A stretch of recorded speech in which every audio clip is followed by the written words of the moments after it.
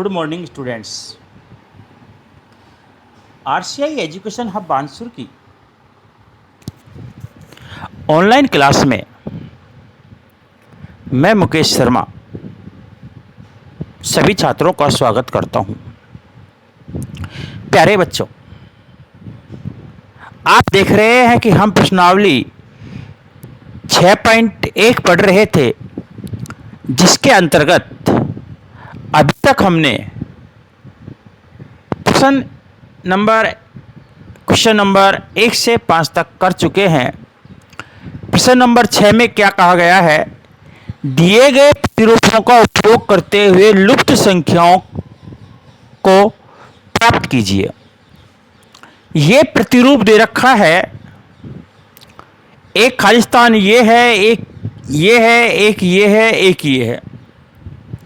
सबसे पहला काम आपको क्या करना है, यहां पर क्या इन संख्याओं में संबंध है, किस आधार पर ये दो तीनों चारों संख्याएं हैं, इनमें क्या संबंध है और वो संबंध इन सब में लागू होना चाहिए। उस संबंध को, उस प्रतिरूप को हमें ढूंढना है। जैसे यहां पर देखें, 1 2 2 3 3 4 4 5 5 6 6 7, यानी ये सारी संख्याएं क्रम से हैं। उसके बाद यहां पर इस प्रतिरूप को ढूंढें। यहां देखें 2, यहां भी 2, यहां 6 आया, तो ये 6 कहां से आया, इस बात को ढूंढना पड़ेगा। इन दोनों को गुणा करने पर 6 प्राप्त होता है। तो देखिए, 1 2 2 एकम 2, और उससे अगली संख्या इसमें 1 जोड़ने से प्राप्त हो रही है। 2 तिया 6, 6 आ गई, उससे अगली संख्या कितनी आ गई? 7। ये 4 और 5 है, तो बताइए यहां पर क्या आएगा? डेफिनेट है कि दोनों का गुणनफल आएगा। तो 4 पंजू 20, ये 21 आ ही गया। या फिर ये कहें, इधर देखिए 5 और 30 आया यहां पर। अब ये 30 5 को किससे गुणा करने पर आया है? 6 से। कैसे किया?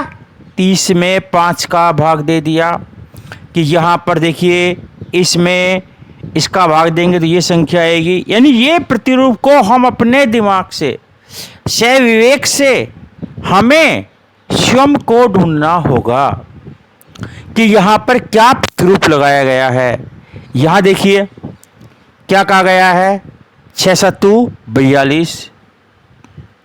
आप देखिए, आपको स्पष्ट दिखाई दे रहा होगा कि यहां पर 42 आना चाहिए, और ठीक उससे एक अगली संख्या यहां पे 43 आएगा। तो यहां पर इस बात को अच्छी तरह से देखें कि क्या समझाया गया। उस प्रतिरूप को ढूंढना है कि पहली दूसरी दोनों क्रमागत संख्याएं हैं, तीसरी स्टेप में इन दोनों का गुणनफल समझाया गया है, चौथी स्टेप में ठीक इससे एक ज़्यादा। तो यहाँ पर ये 20 कहाँ से आएगा? 4 को 5 से गुणा करेंगे 20 आएगा। यहाँ पर इन दोनों का गुणनफल 30 आना चाहिए। यहाँ पर ये 5 है, तो ये क्या आना चाहिए? यहाँ पर 6 आ गया। तत्पश्चात यहाँ पर देखिए दोनों खालिस्तान आ गए, तो हमें पता है कि इन दोनों का गुणनफल यहाँ पर आना चाहिए। 6 और 7 का गुणनफल कितना होता है? 42 आ गया। तत्पश्चात एक इससे ठीक एक अंक बढ़ जाता है, 43 आ गया। स्क्वायर लगा रखा है, तो हम स्क्वायर भी इनके सबके लगा देंगे। अब यहां पर हम अगला प्रश्न देखते हैं। बड़ा अच्छा सिंपल सा प्रश्न है।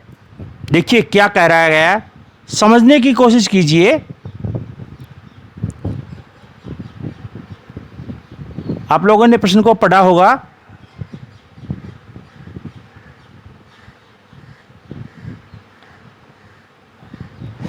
क्या कहा गया कि योग संक्रियाएं किए बिना योगफल ज्ञात करना।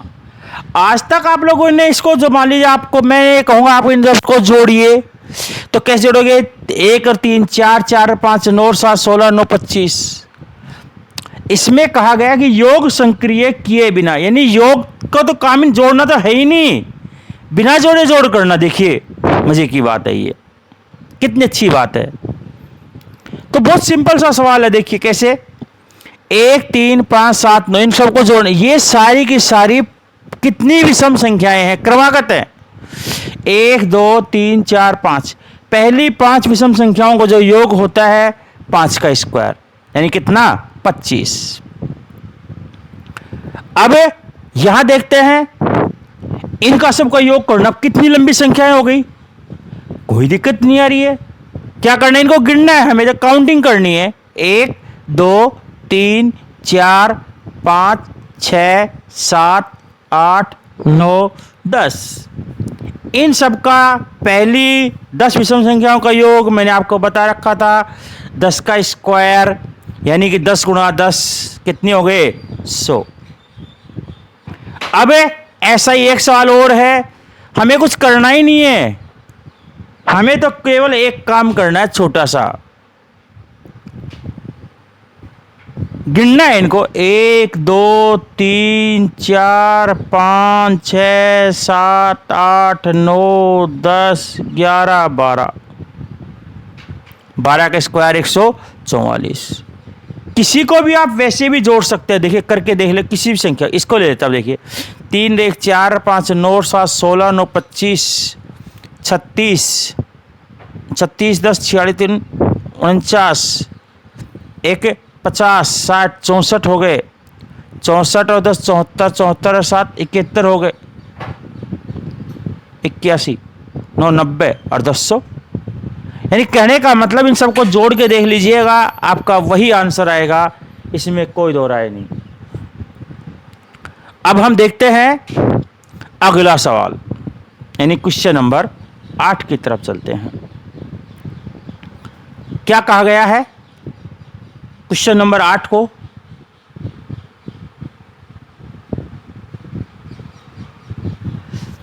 उनचास को 7 विषम संख्याओं के रूप में लिखना है। हमें पता है कि 49 किसका स्क्वायर बनता है 7 का, तो 7 विषम संख्याओं के रूप में कोई दिक्कत नहीं आ रही है, क्रमागत 7 विषम संख्या लिख दीजिएगा 1 3 5 7 9 11 13, बस क्या हुआ 7 विषम संख्या, इन सबको जोड़ के देख लीजिएगा, आप चाहो तो जोड़ के देख सकते हैं। देखिएगा 3 1 4 5 9 7 16 9 25 10 36 और 13 49, 121 को 11 विषम संख्याओं को, अब विषम संख्या तो आप लोग जानते होंगे ना कौन सी होती हैं, 1 3 5 7 9, यानी कि जिसमें किसी भी संख्या में 2 का पूरा पूरा भाग नहीं जाए। तो क्या करना है, देखिए यहाँ पे 121 किसका स्क्वायर बना 11, तो 11 बार लिखनी है। देखिए 1 3 5 7 9 11 13 15 17 19 21, इनको गिन लीजिए, 11 बार ही होने चाहिए। 1 2 3 4 5 6 7 8 9 10 और 11, ये 7 बार रहेंगे नहीं है, देख लीजिए 1 2 3 4 5 6 7। तो इस प्रकार से हमारा ये जो प्रश्न नंबर 8 है ये पूरा हो गया। इन सभी सवालों को आप होमवर्क में करने हैं। यदि फिर भी आपको कोई समस्याएं आए इन प्रश्नों में तो आप हमें कमेंट्स बॉक्स में लिखें या हमें मैसेज भेजें। चैनल को लाइक और सब्सक्राइब भी ज़रूर करें। धन्यवाद।